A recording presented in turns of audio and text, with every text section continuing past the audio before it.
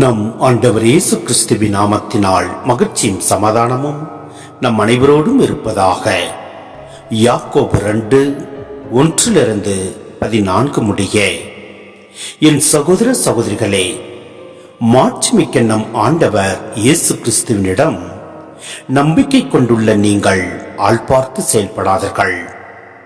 பொன் மோதிரமும் பளபளப்பான ஆடையும் அணிந்த ஒருவரும் அழுக்கு கந்தை அணிந்த ஏழை ஒருவரும் உங்கள் தொழுகை கூடத்தினுள் வருகிறார்கள் என வைத்துக் கொள்வோம். அப்பொழுது நீங்கள் பளபளப்பான ஆடை அணிந்தவர் மீது தனி கவனம் செலுத்தி அவரை பார்த்து தயவு செய்து அங்கே அமருங்கள் என்று சொல்கிறீர்கள். ஏழையிடமோ அங்கே போய் நில் என்றோ அல்லது என் கால் பக்கம் தரையில் உட்கார் என்றோ சொல்கிறீர்கள். இவ்வாறு உங்களுக்குள்ளே வேறுபாடு காட்டி தீய எண்ணத்தோடு மதிப்பிடுகிறீர்கள் அல்லவா? என் அன்பார்ந்த சகோதர சகோதரிகளே, நான் சொல்வதை கேளுங்கள்.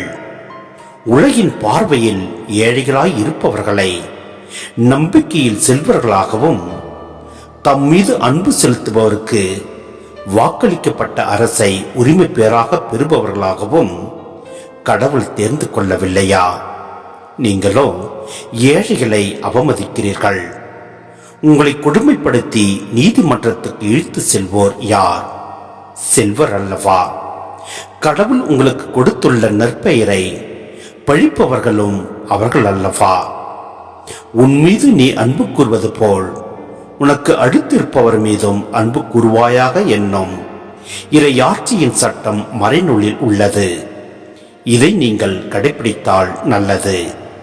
மாறாக நீங்கள் ஆள் பார்த்து செயல்பட்டால் நீங்கள் செய்வது பாவம். நீங்கள் குற்றவாளிகள் என அச்சட்டமே உங்களுக்கு தீர்ப்பளிக்கும். ஒருவர் சட்டம் ஒன்றில் மட்டும் தவறினாலும் அவர் அனைத்தையும் மீறிய குற்றத்துக்குள்ளாவார். ஏனெனில் விபச்சாரம் செய்யாதே என்று கூறியவர் கொலை செய்யாதே என்றும் கூறியுள்ளார்.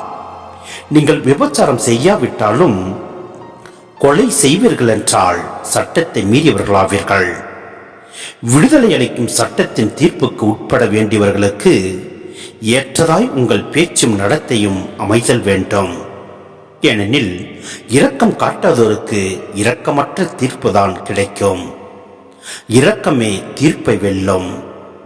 என் சகோதர சகோதரிகளே, தம்மிடம் நம்பிக்கை உண்டு சொல்லும் ஒருவர் அதை செயல்களிலே காட்டாவிட்டால் அதனால் பயன் என்ன?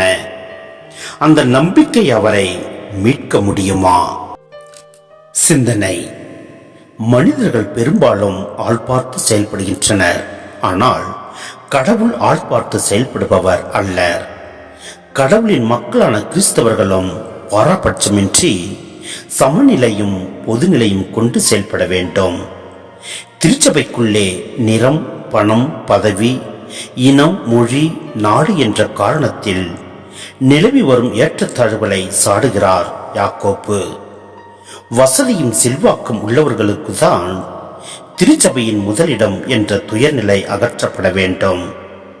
கடவுளை மட்டுமே நம்பியவர்கள் யாவேயின் ஏழைகள் என்று அழைக்கப்பட்டனர்.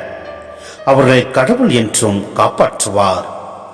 பணமும் பதவியும் இல்லாதவர்கள்தான் திருத்துதர்களாக தேர்ந்தெடுக்கப்பட்டனர். எல்லாவற்றையும் இயேசுவுக்காக இழக்க துணிந்தவர்கள் இவர்கள் அல்லவா? மேலும் இக்கருத்தை தான் இப்பகுதியில் மீண்டும் வலியுறுத்துகிறார் யாக்கோப்பு. செயலற்ற நம்பிக்கை பயனற்றது என்பது இவரது போதனையின் மையமாகும். வெறும் அலங்கார வார்த்தையால் தேவையில் இருப்போருக்கு ஆறுதல் கூறுவது நமது கிறிஸ்துவ நம்பிக்கையின் வெளிப்பாடு அன்று.